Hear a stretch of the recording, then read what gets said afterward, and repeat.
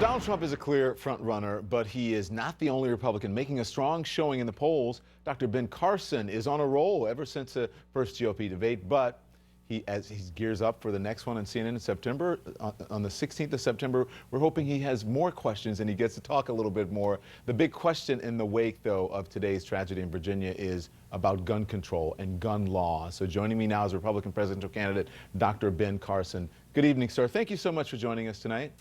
Good to be back with you again. So, Dr. Carson, you know, we witnessed a terrible shooting today. As a neurosurgeon and someone who tries to prolong life and give life to people, after you watch a crime like this, does it make you question at all the role of guns in our society? Well, it makes me question, what's happening to us as a people. People are the problem, not so much guns. People use knives, people use bats, people use hammers to bludgeon people to death. And I don't hear anybody talking about taking those things away.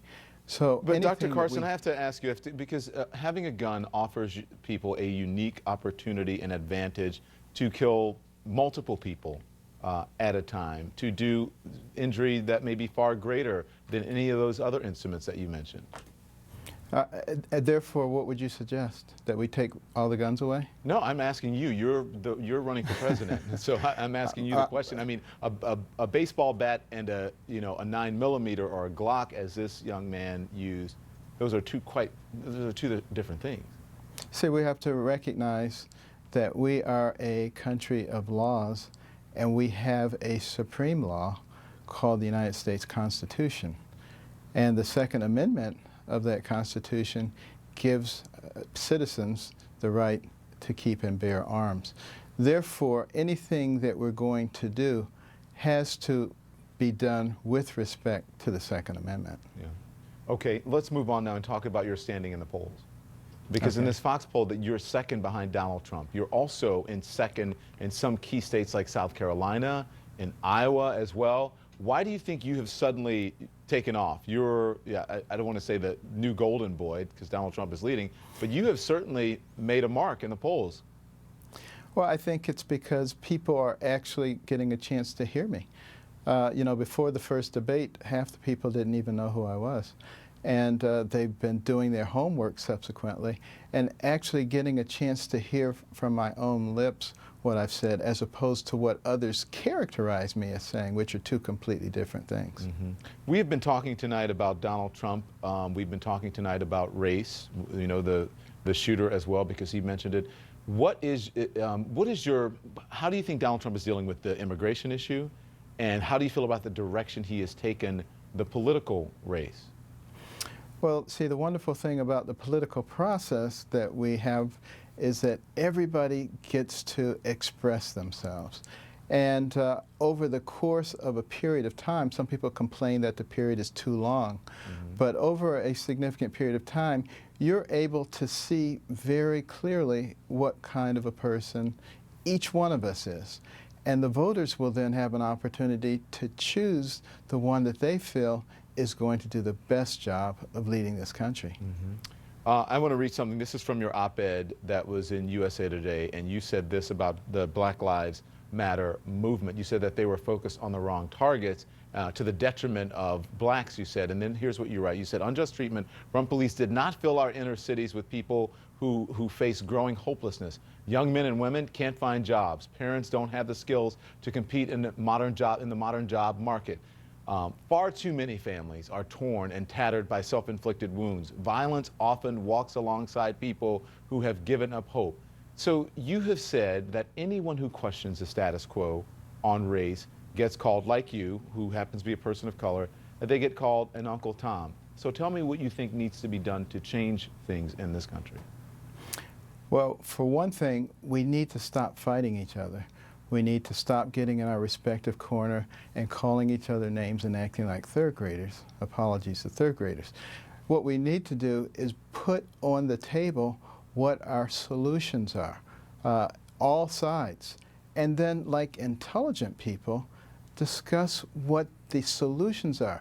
Not so much pointing fingers at everybody, but let's ask ourselves, how do we resolve these issues? What are the things that are causing chronic hopelessness and unemployment in the black community. And they are? Well, many of the things are economic issues. For instance, we have the most powerful and dynamic economic engine that the world has ever known. But what do we do with it? We encircle it with all kinds of regulations. Now, what do regulations do? Every single regulation costs us money in terms of goods and services. This is not something you're going to hear from a lot of people. And it costs poor people disproportionately more because they don't have as much cash.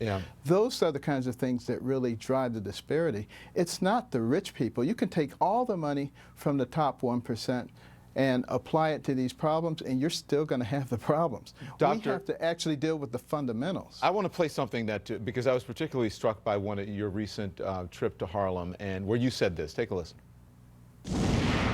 Whether I get the votes or not, I want people to start listening to what I'm saying and understanding that, you know, there's a way to go that will lead to upward mobility as opposed to dependency.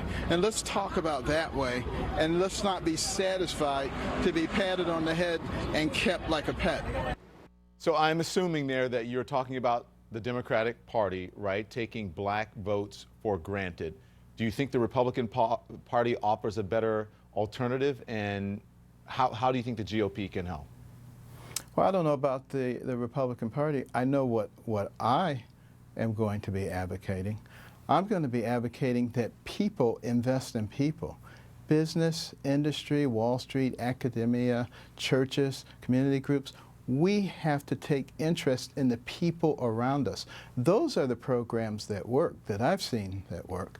The government programs have thrown money at poverty since the mid-60s, $19 trillion, and we have 10 times more people on welfare, more people in poverty, more broken homes, more crime. All the things that were supposed to be better are not only worse, they're much worse. So instead of fighting about it, let us all conclude that we want to elevate people, because we need all of our people. We only have 330 million people. We have to compete against China and India. They both have over 1 billion people. We need all of our people to succeed.